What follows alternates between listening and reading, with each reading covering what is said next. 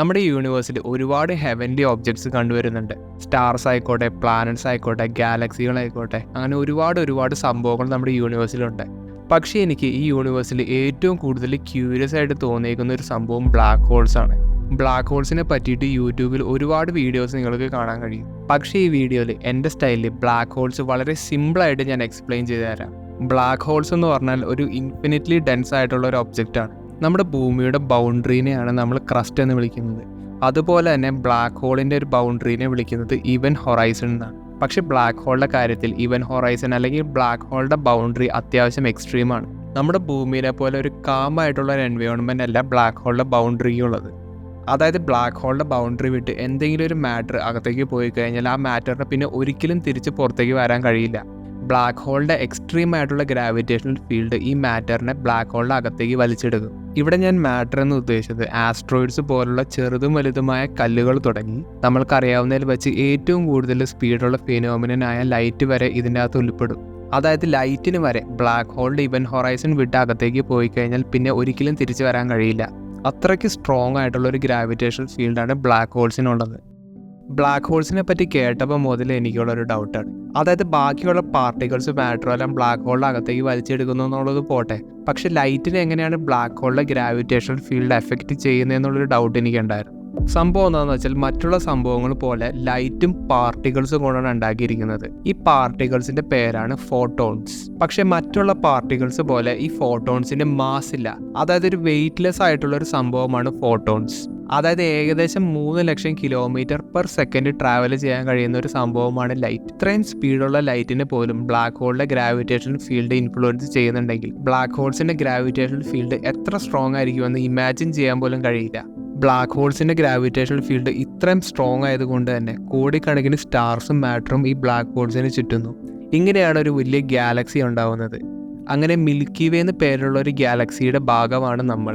Sagittarius A star എന്ന് പറഞ്ഞ വലിയൊരു സൂപ്പർ മാസീവ് ബ്ലാക്ക് ഹോളിനെ ചുറ്റുന്ന ഒരു സ്റ്റാറാണ് നമ്മുടെ സൂര്യൻ. നമ്മുടെ സോളാർ സിസ്റ്റം അടങ്ങിയിരിക്കുന്ന ഒരു വലിയ ഗാലക്സിയുടെ പേരാണ് മിൽക്കി വേ.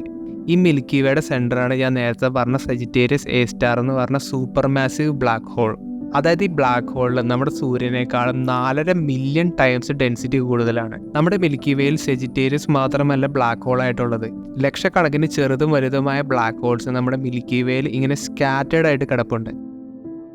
ശരിക്കും പറഞ്ഞാൽ ഒരു സ്റ്റാർ കംപ്രസ് ചെയ്യുമ്പോഴാണ് അതൊരു ബ്ലാക്ക് ഹോൾ ആയിട്ട് മാറുന്നത്. നമ്മുടെ സൂര്യനും ഒരു സ്റ്റാറാണ്, പക്ഷെ നമ്മുടെ സൂര്യന് ബ്ലാക്ക് ഹോൾ ആവാൻ കഴിയില്ല. നമ്മുടെ സൂര്യനേക്കാൾ മിനിമം ഒരു 10 മടങ്ങ് വലുപ്പമുള്ളൊരു സ്റ്റാറിനാണ് ബ്ലാക്ക് ഹോൾ ആവാൻ കഴിയുള്ളൂ. സ്റ്റാറുകൾ വർക്ക് ചെയ്യുന്നത് ഹൈഡ്രജൻ ഫ്യൂഷൻ വഴിയാണ്. അതായത് 4 ഹൈഡ്രജൻ ആറ്റം ഫ്യൂസ് ചെയ്തിട്ട് അതൊരു ഹീലിയം ആറ്റമായിട്ട് മാറും. ഇങ്ങനെ ഒരു ഫിനോമിനൻ സംഭവിക്കുമ്പോൾ ഒരുപാട് ഹീറ്റ് എനർജിയും ലൈറ്റ് എനർജിയും എമിറ്റ് ചെയ്യും. ഇങ്ങനെയാണ് ഒരു സ്റ്റാർ വർക്ക് ചെയ്യുന്നത്. ഇതേപോലെ തന്നെയാണ് നമ്മുടെ സൂര്യനും വർക്ക് ചെയ്യുന്നത്. അങ്ങനെ ഒരുപാട് വർഷങ്ങൾ കഴിയുമ്പോൾ ഈ സ്റ്റാറിനകത്തുള്ള ഫ്യൂൽ, അതായത് ഹൈഡ്രജൻ തീർന്നു പോകും. ഇങ്ങനെ സംഭവിക്കുമ്പോൾ ഈ സ്റ്റാർ എക്സ്പാൻഡ് ചെയ്യാൻ തുടങ്ങും, അതായത് വലുതായിക്കൊണ്ടിരിക്കും. അങ്ങനെ വലുതായി ഒരു ലിമിറ്റ് എത്തിക്കഴിയുമ്പോൾ ഈ സ്റ്റാറിന്റെ സർഫസ് സ്പേസിലോട്ട് ഇജക്റ്റഡ് ആവും. ഈ ഒരു സംഭവം സംഭവിക്കുന്നത് സ്റ്റാറിന്റെ കോറ് അൺസ്റ്റേബിൾ ആയി തുടങ്ങുന്നത് കൊണ്ടാണ്.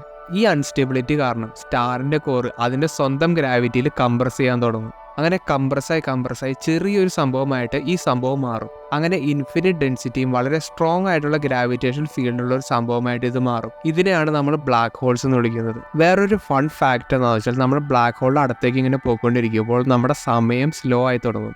അതായത് സമയത്തിൻ്റെ സ്പീഡ് കുറഞ്ഞു വരും.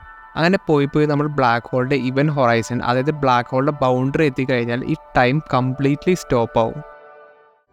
ബ്ലാക്ക് ഹോൾസിനെ പറ്റി ഒരുപാട് സ്റ്റഡീസ് ആ കാലത്ത് നടത്തിയിട്ടുണ്ടെങ്കിലും ഇതുവരെ ഒരു റിയൽ ഫോട്ടോ ആർക്കും ക്യാപ്ചർ ചെയ്യാൻ കഴിഞ്ഞിട്ടില്ല.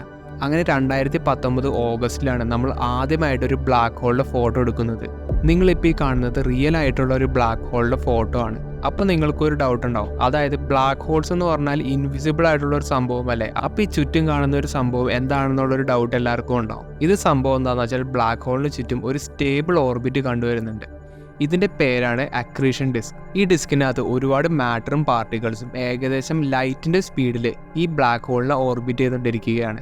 ഈ മാറ്റർ ഓർബിറ്റ് ചെയ്ത് ബ്ലാക്ക് ഹോളിന്റെ അകത്തേക്ക് തന്നെ വീടും. ഈ മാറ്ററിനെ കൺസ്യൂം ചെയ്തിട്ടാണ് ബ്ലാക്ക് ഹോൾ വലുതായി വരുന്നത്. അതുമാത്രമല്ല, അക്രീഷൻ ഡിസ്കിൽ കണ്ടുവരുന്ന മാറ്ററിന്റെ temperature millions of degree Celsius ആണെന്നാണ് പറയപ്പെടുന്നത്. പക്ഷെ വേറൊരു ഇൻട്രസ്റ്റിംഗ് സംഭവം എന്താണെന്ന് വെച്ചാൽ, ബ്ലാക്ക് ഹോൾസിനെ പറ്റി നമ്മൾ ഒരുപാട് വർഷങ്ങളായിട്ട് പഠിച്ചു വരികയാണ്. അതുമാത്രമല്ല, സയന്റിഫിക് കാൽക്കുലേഷൻസും തിയറീസും ഉപയോഗിച്ച് നമ്മൾ കമ്പ്യൂട്ടർ സിമുലേറ്റഡ് ആയിട്ട് ബ്ലാക്ക് ഹോൾസിനെ ഉണ്ടാക്കിയിട്ടുണ്ട്. അതായത് നമ്മൾ ഡിജിറ്റലി ക്രിയേറ്റ് ചെയ്ത ബ്ലാക്ക് ഹോളും റിയൽ ബ്ലാക്ക് ഹോളും ഏകദേശം സെയിം ആണ്. ഈ ഒരു സംഭവം മാത്രം നോക്കിയാൽ മതി നമ്മൾ മനുഷ്യന്മാർ ചെയ്യുന്ന സയന്റിഫിക് റിസർച്ചും കാര്യങ്ങളെല്ലാം എത്ര അഡ്വാൻസ്ഡ് ആണെന്ന് തിരിച്ചറിയാൻ വേണ്ടി.